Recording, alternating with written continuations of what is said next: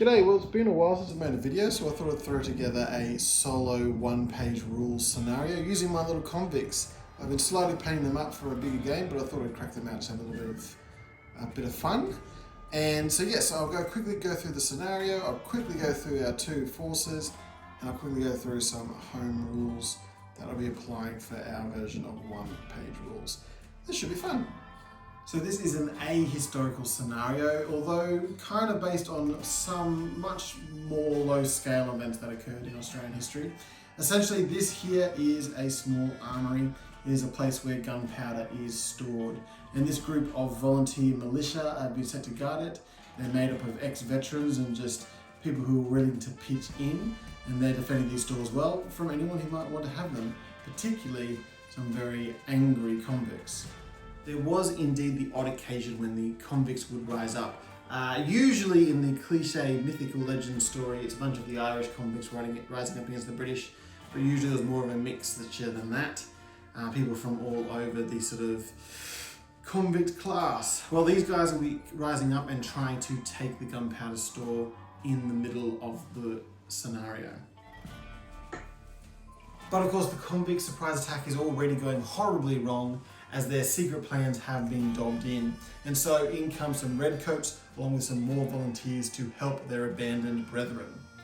So as you can see, both sides are emerging onto the same objective point, with the official Royal Marines and their volunteer friends already holding that point. They will need to defend it. And that two rows of trees will act as cover. You will not be able to pass through those trees. You will not be able to line up sight and fire on them. So it's a little bunker of defense for that little group holding out the armory. So I will be playing as the convicts, and it is my goal to get into that little clump of trees, take that point, and do so without being completely routed in the process. So under my command as the convict commander is the larger force, though it is not a particularly specialized force. There is one group of militia. They are armed with pistols with a 9-inch range. They can also go into close combat. And of course we have 1, 2, 3 furious mobs. Yes, you can probably see some muskets in amongst there, but that's just because I had to make up the numbers, to be perfectly honest. As to with these flags, they will not actually count as flags in the one-page rule set.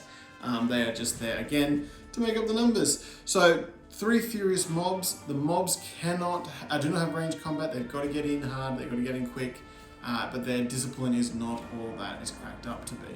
It's going to be these militia who will be basically, hopefully, the backbone of this force, but we'll see if they'll be able to withstand the might of the New South Wales Army Corp. Now, the New South Wales Army Corp also has some militia, 2 militia forces.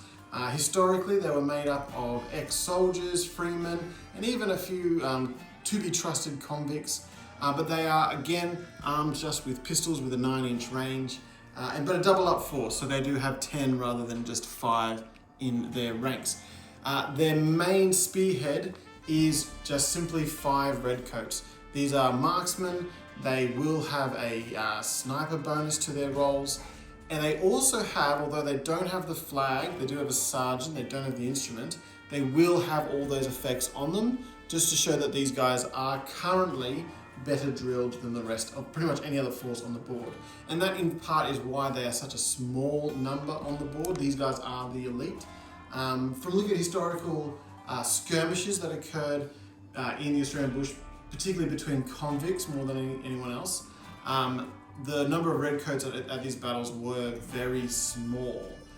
They would just rely, as far as numbers go, on volunteers who were ready to fight, and just again their superior firearms and their superior training. So that is the New South Wales Rum Corps, the swine that we're trying to overthrow in this combat. Now, as far as house rules goes, there's only 3 worth noting. Firstly, the redcoats and the backup militia will not be entering the board in the first round. They'll be coming in the second, just cause. Secondly, I wanted to emulate the fact that these guys were using musket-loaded guns, that their muskets were much slower to load. Obviously, in the one-page rule set, they don't bother with that. They're not going for historical accuracy, and fair enough too. but I thought I would implement that by simply saying that when a musket force fires, they will become will fire. They need to reload their guns. So I'll have a little token that goes next to them, and basically if they wish to reload, they can reload, but it must be under the parameters that they would normally have to fire under, i.e. they can only reload if they move or hold still. They can't reload while charging.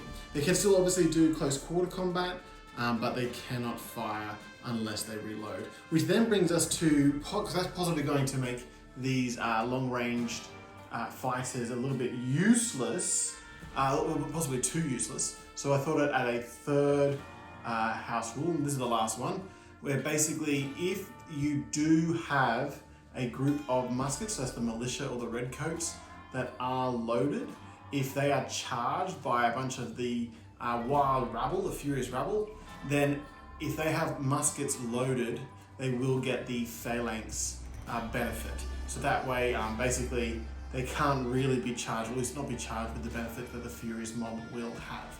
But that's it. They are the house rules we'll be playing with today. So let's do this. Let's see if we can take those powder stores from those corrupt New South Wales rum corps. Let's go.